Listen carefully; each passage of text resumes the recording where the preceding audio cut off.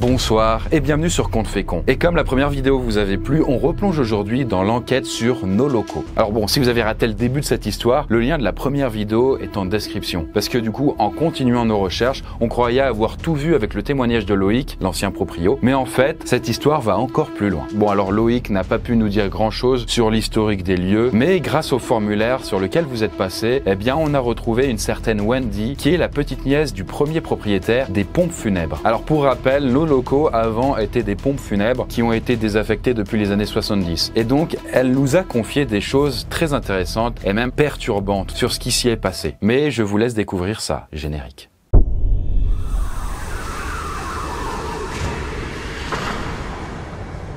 Pour rappel, après qu'on ait découvert l'ascenseur qui se trouvait dans un recoin de nos locaux et qui donnait on ne sait pas où, eh bien on a décidé de faire plus de recherches. Là, on a contacté l'administration lyonnaise pour tenter d'en savoir plus et donc à travers la mairie, les archives ou même les voisins, on a essayé de rien laisser passer. Vraiment, du coup, c'était comme les histoires que je raconte en fait sur la chaîne, mais là, du coup, en le vivant directement. Au bout d'un moment, on a réussi à choper un plan des locaux datant des années 70. Et croyez-moi que c'était pas simple puisque même pour des locaux qu'on vient d'acquérir, ne serait-ce que 10-20 ans dans le passé, c'est compliqué. Sans rentrer dans les détails, on a lutté. En regardant, il n'y a rien de particulier au premier abord. Mais il y a plusieurs étages inférieurs sur le plan. Et après recherche, il s'avère que ces souterrains étaient une extension des pompes funèbres et que c'était à l'origine un crématorium. Donc du coup, le crématorium, c'est l'endroit où on prépare les futurs défunts et où on les incinère. Et à partir des infos administratives qu'on a pu trouver, en recoupant les infos, on s'est rendu compte que cette partie-là, le crématorium, a été ouvert que seulement 5 ans. C'est quand même un peu bizarre, parce que même si on n'est pas dans la profession, ouvert si peu de temps, c'est pas trop logique. Surtout que elles, les pompes funèbres, ont vécu bien plus longtemps. Donc, pourquoi aussi court? Pourquoi d'ailleurs ça a été condamné? Parce que rappelez-vous que l'ascenseur qu'on a trouvé était emmuré. Donc ça devait être pour une bonne raison. Et justement, on a pu trouver des réponses à nos questions grâce à notre témoin du jour qui va nous expliquer. Bonjour, je m'appelle Wendy, j'ai 45 ans, je suis enseignante et je travaille également dans un bar à vin dans lequel je me trouve aujourd'hui et je suis de la région lyonnaise. Et il se trouve que c'est la petite nièce de l'ancien croque-mort. Et même si elle était trop petite pour se souvenir de tout, eh bien elle connaît quand même l'histoire de son grand-oncle. D'ailleurs, elle précise que certains faits qu'elle va raconter lui ont été rapportés par sa famille. Bon, il faut savoir que le grand-oncle de Wendy s'appelait Marius Müller. Sans trop rentrer dans les détails, il avait des origines germaniques. En tout cas, Marius était marié à 25 ans avec une certaine Nathalie. Et ils avaient eu 2 enfants. 2 filles plus exactement. Marie et Valentine. Et lui, du coup, ce cher Marius avait bossé dans le domaine mortuaire toute sa vie. Voilà, du coup, c'était un peu une passion, on va dire. Bon, en tout cas, que ce soit dans la préparation des corps, l'aide aux familles ou même aux cérémonies, etc. Il a ouvert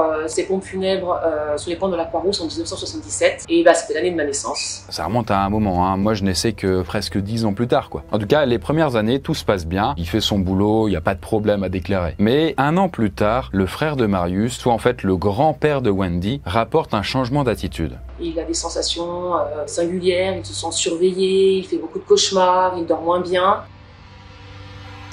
À ce moment-là, Marius commence à parler de voix qu'il entend et de présence quand il bosse dans le crématorium.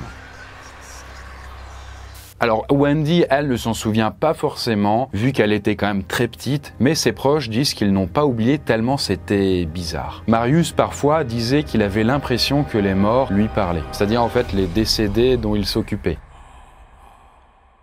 Même si la famille n'avait pas de soucis avec le métier qu'il faisait, ils ont commencé à s'inquiéter puisque ça a commencé à avoir des effets assez étranges sur lui. Marius semble de plus en plus déséquilibré. À ce moment-là, il ne s'intéresse plus qu'à son travail. Et il finit par délaisser ses 2 filles et sa femme.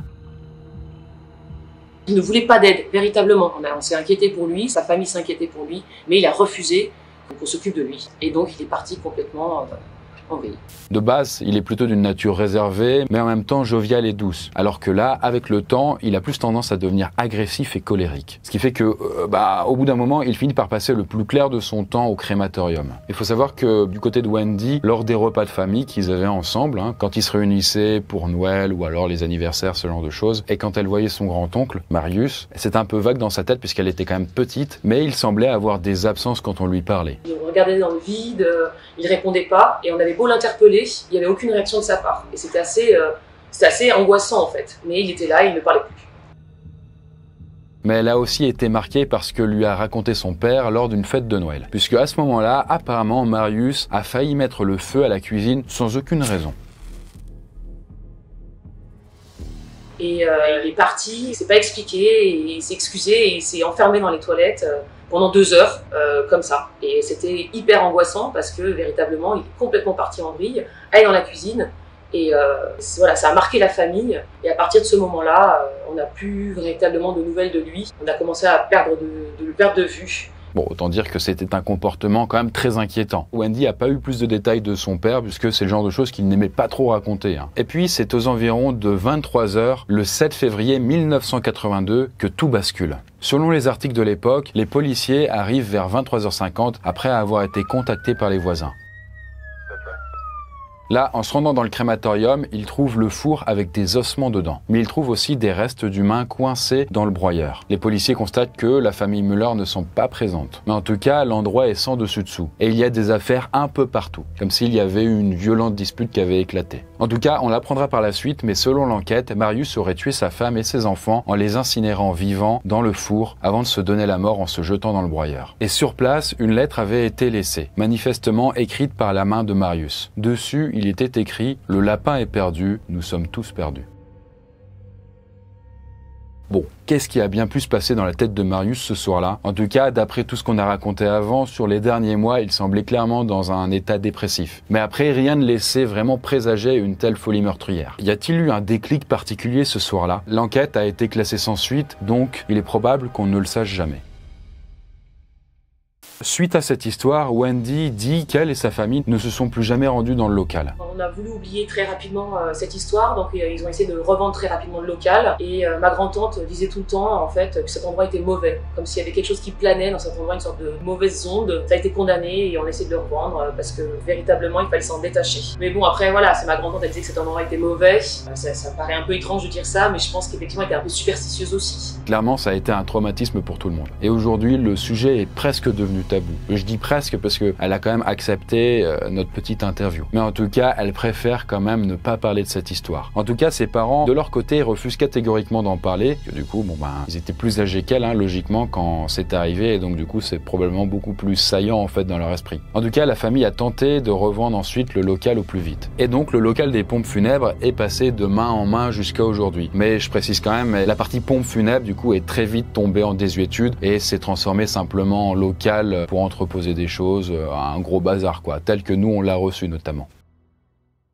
Et donc, voilà, vous connaissez désormais notre point d'avancée sur cette enquête. Bon, en tout cas, nous, comme on n'est pas superstitieux, dans tous les cas, on conserve le local et on vous tiendra au courant sur l'avancée du projet Comte. De mon point de vue, quand j'ai entendu cette histoire, pour être honnête avec vous, du coup, j'ai trouvé ça intéressant, mais quand même un peu gros, un peu tiré par les cheveux, peut-être. Après, je connais pas non plus des gens dans ma famille qui ont vécu ce genre d'événement. Apparemment, toi, par exemple, Émilie, tu sais que c'est quelque chose de pas si rare que ça. Oui, totalement. Il y a des faits divers comme ça, on en voit à l'appel et juste ça nous arrive à nous. En tout cas, voilà, l'avis est quand même partagé parmi les personnes qui bossent sur le projet Comte. Après, ça, c'est l'histoire un peu brute telle que je vous la raconte. Il est possible que Marius avait des traits psychotiques et qu'il était pris d'une bouffée délirante. Et que, son isolement, le fait de travailler sur ce job très particulier ait pu le déclencher, quoi. En tout cas, sachez que dans nos locaux, par rapport à ce qu'on comptait faire, il va y avoir quelques petits changements. Je rappelle qu'à la base, en fait, on devait faire des petites salles avec des histoires à raconter autour d'une table, mais on est en train de se demander si ça ne vaudrait pas plutôt le coup de faire quelque chose de différent.